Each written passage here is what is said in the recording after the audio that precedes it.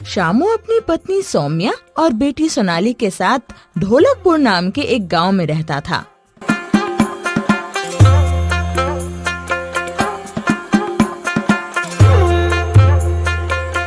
शामू माटी के बर्तन बनाता था और उसकी पत्नी इन बर्तनों को बाजार जाकर बेचा करती थी और इसी तरह वो दोनों मिलकर अपने घर चलाते थे। सोनाली भी बुद्धिमान और प्यारी बच्ची थी। वो अपनी माँ और पिता को बिल्कुल भी तंग नहीं करती थी और ना ही किसी चीज के लिए कभी जिद करती थी। वो उम्र में तो छोटी थी, लेकिन अपने उम्र के बच्चों से वो कई ज्यादा बड़ी थी। एक दिन शामू काम पर चला जाता है और सौम्या अपनी बेटी सोनाली को स्कूल छोड़कर अपने काम पर चली जाती है। सोनाली खूब दिल लगाकर स्कूल में पढ़ती है। उधर शामू भी बर्तन बनाकर बाजार में अपनी पत्नी की मदद के लिए चला जाता है। अरे अच्छा हुआ आप आ गए। वो जो सामने दुकान वाला है ना, मुझे यहाँ से जाने को कह रहा है। आप जाके उससे बात करिए ना। तुम यही सामान बेचो, मैं जाकर बात करता हूँ।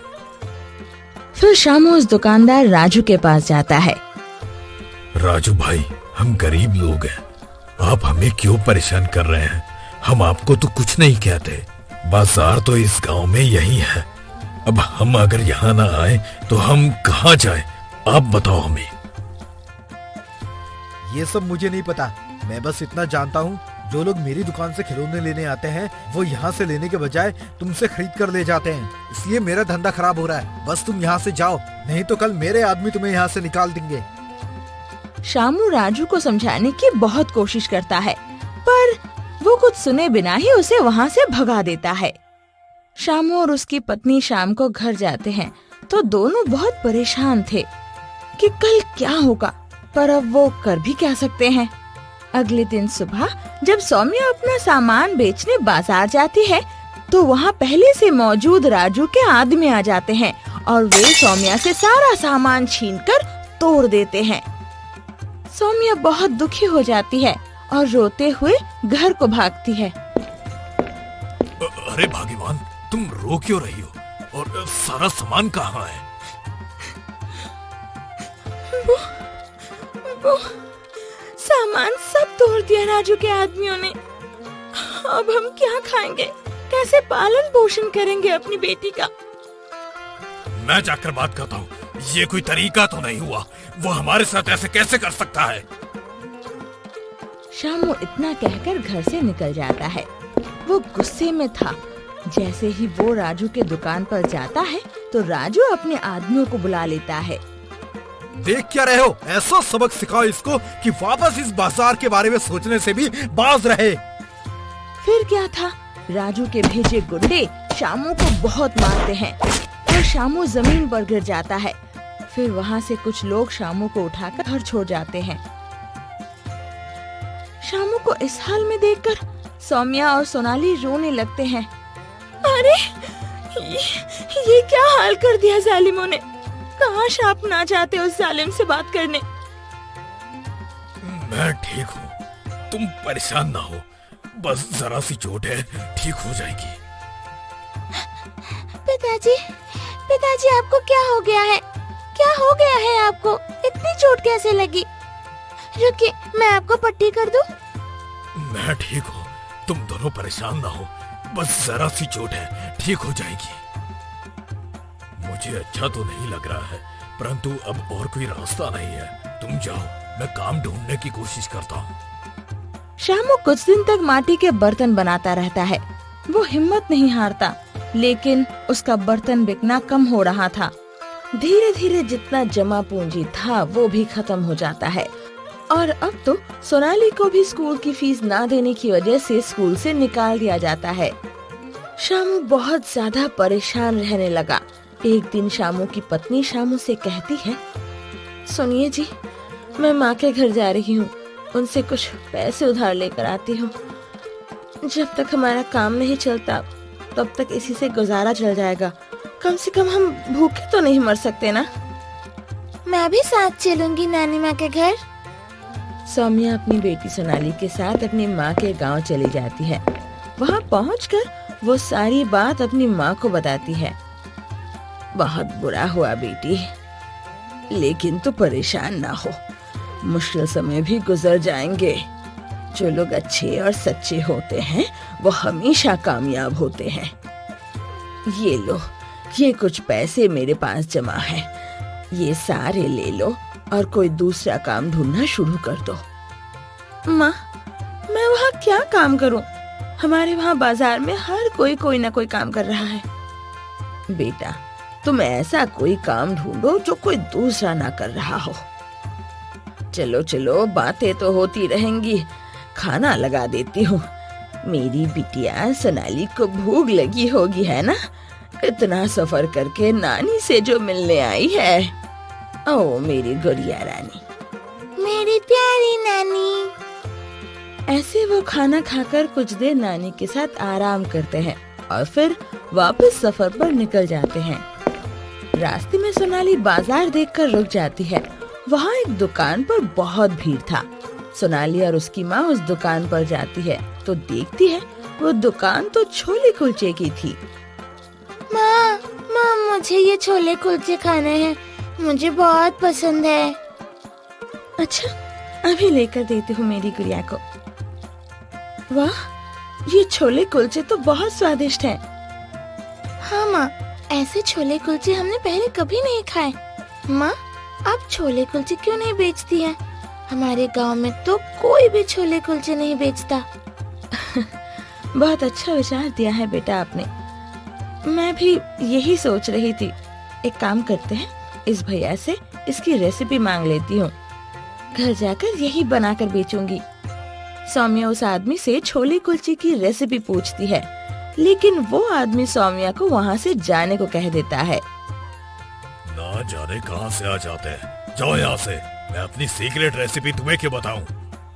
सौम्या अपनी बेटी को लेकर वहाँ से चली जाती है। सौम्या बहुत उदास हो जाती है।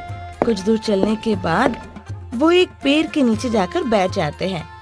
माँ, हमारे साथ सब इतना बुरा व्यवहार क्यों कर रहे हैं?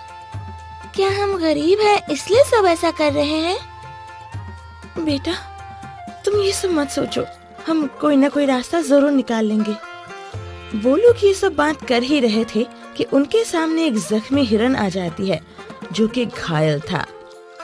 उसे घायल देख सौम्या तुरंत अपने थैले से दवा निकालकर उसे पट्टी कर देती है और सौम्या की दरिया दिली देखकर वो हिरन सौम्या से कहता है, तुमने मेरी मदद की है, मैं तुमसे खुश हुआ। तुम्हारी मुश्किलों के दिन अब चले गए। ये लो, इस पोटली में एक पत्थर है, उसको बस खाली हंडिया में डाल देना, फिर जो तुम अपने मन में सोचोगी वो बनकर तैयार हो जाएगा। ऐसा कहकर हिरन वहाँ से गायब हो जाता है और ये सब कुछ देखकर सौम्या और उसकी बेटी सोनाली हैरान रह जाती है और वो पत्थर लेकर वो लोग घर वापस आ जाते हैं और सौम्या सारी बात अपनी पति को बताती है। उसका पति ये सब सुनकर विश्वास ही नहीं कर पाता है। फिर वे एक थाली में कुछ पत्थर डालते हैं और मन में छोले कुलचे के बारे में सोचते हैं। तो फिर वे क्या देखते हैं कि वो बर्तन छोले कुलचे से भर गए हैं। गर्मा गर्म छोले कुलचे देखकर वो लोग बहुत खुश हो जाते हैं और उनको विश्वास नहीं होता है। ये छोले कुलचे तो कितने स्वादिष्ट हैं। माँ, ऐसे छोले कुलचे तो वो अंकल भी नहीं बना पा रहे थे। फिर वो परिवार बाजार में छोले कुलचे बेचना शुरू कर देता है और देखते ही देखते अब लोग उनके छोले कुलचे के दीवाने हो जाते हैं और उनका दुकान बढ़िया चलने लगता है। सोनाली भी अब स्कूल जाने लगी है। शामू और उसकी पत्नी ने अपना एक बड़ा सा घर बना लिया था और वे सब गरीबों को भी मदद किया करते थे। मजबूर लोगों को मुफ्त में खाना परोसा करते थे और आज भी शामू और उसकी पत्नी का राज राज ही है और लोग भी उनकी दुकान में छोले कुलचे खाने के लिए लाइन लगाते हैं। किस्सा मोहनलाल के गांव का। एक दफा का जिक्र है कि एक खूबसूरत से गांव में मोहनलाल का एक बहुत प्यारा सा छोटा सा घर था। मोहनलाल एक किसान था और उसका एक बहुत बड़ा बाग था। बाग के आखिरी कोने में एक बहुत गहरा कुआं था। बेचारा किसान रोज उस कुएं से पानी निकालता और अपने बाग के पौधों को पानी देता था। 1 साल तक बारिश न हुई, गर्मी भी बहुत ज्यादा थी। किसान ने अपने बाग की तरफ देखा और कहा, अगर मेरे पौधों को ठीक से पानी ना मिला तो ये मर जाएंगी। मुझे इनको पानी देना चाहिए, लेकिन कुएं में पानी अब बहुत गहराई में उतर गया है। मैं बहुत बूढ़ा हो गया हूँ और बहुत मोटा भी। ये तो बहुत मेहनत का काम है। मुझे क्या करना चाहिए? ये सोचते हुए वो सड़क की 4 दीवारी तक आ गया और आराम करने के लिए एक दरख्त के नीचे बैठा ही था कि उसे सरगोशियों की आवाज आई, जैसे कोई उसी का नाम ले रहा हो। किसान के कान खड़े हो गए और वो गौर से उनकी बातें सुनने लगा। वो दोनों बाग की दीवार से टेक लगाए बैठे थे। उन्होंने किसान को नहीं देखा था। यार, मोहनलाल और उसकी बीवी ठीक 9 बजे सोने चले जाते हैं। हमें 2 घंटे कम से कम और इंतजार करना चाहिए। फिर 11 बजे मैं खिड़की से घर में दाखिल होके अंदर से दरवाजा खोल दूंगा। क्या मोहनलाल के पास बहुत सारी दौलत है? हाँ, उसके पास बहुत दौलत है जो उसने एक संदूक में छुपा के रखी हुई है। ओह, ये तो तुमने बहुत अच्छी बात बताई है। मोहनलाल चला गया और अपनी बीवी से कहा, आज रात हम 9 बजे खाना खाएंगे। मोहनलाल ने अपना सारा जेवर, हीरे जवाहरात, पैसे इकट्ठा किए और अपने पलंग के नीचे छुपा दिए। फिर वो बाहर से कुछ छोटे बड़े पत्थर घर में लाया और बैठ के इंतजार करने लगा। ठीक 9 बजे मोहनलाल ने खिड़की से छुप के बाहर देखा तो दरख्तों में दोनों चोरों को छुपा हुआ देखा। मोहनलाल ने अपनी बीवी से कहा, खाना ले आओ। और फिर वो खाना खाने बैठ गए। मोहनलाल और उसकी बीवी खिड़की की तरफ पीठ करके बैठ गए और खाना खाने लगे। रात के 9 तो बज गए हैं, पर मोहनलाल तो अब तक जाग रहा है। हमें जरा पास जाके देखना चाहिए कि आखिर मामला क्या है। ये कह के वो दोनों चोर छुप के खिड़की के पास आए और घर में झांकने लगे। ये तो अभी तक खाना खा रहे हैं। मोहनलाल ने चोरों की आहट सुन ली और जोर जोर से बातें करने लगा।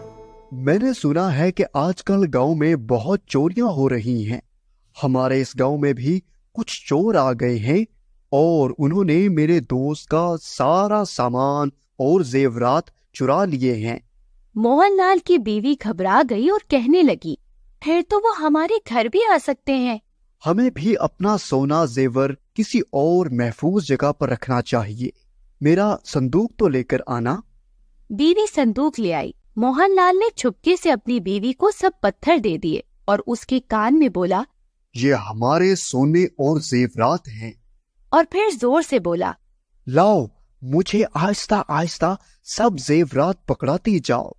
मोहनलाल और उसकी बीवी की पीठ क्योंकि खिड़की की तरफ थी, इसलिए बड़ी चालाकी से मोहनलाल सब पत्थरों को संदूक में रखता गया और चोरों को यही लगा कि वो अपने सब जेवरात संदूक में रख रहा है। लो जी, अब मैं ये संदूक बंद कर रहा हूँ। आप इसको उठाने में मेरी मदद करो। मोहनलाल और उसकी बीवी ने संदूक उठाया और बाग में मौजूद कुएं के अंदर फेंक दिया। संदूक कुएं की तह में बैठ गया और मोहनलाल और उसकी बीवी घर वापस आ गए और बत्ती बुझा के इंतजार करने लगे। दोनों चोर आहिस्ता आहिस्ता कुएं के पास पहुँचे। हमें इस कुएं से पानी निकालना होगा। वैसे भी बारिश न होने की वजह से इसमें ज्यादा पानी नहीं होगा। जब पानी कम होगा तो मैं कुएं में उतरूंगा और संदूक ले आऊंगा। इस तरह दोनों चोरों ने कुएं में से पानी निकालना शुरू कर दिया। एक चोर पानी निकालता, दूसरा उसे बाग में जाने वाली नाली में डाल देता। कुएं में काफी पानी मौजूद था और दोनों चोर सारी रात पानी निकालते रहे, यहाँ तक कि सुबह हो गई, मगर वो अभी तक मसरूफ थे। मोहनलाल ने खिड़की खोली और जोर से बोला, बहुत बहुत शुक्रिया मेरे दोस्तों, तुम दोनों ने मेरे बाग को सैराब कर दिया। कुएं वाला संदूक पत्थरों से भरा हुआ है, पुलिस भी पहुंचने वाली है, लेकिन तुम्हारा बहुत बहुत शुक्रिया।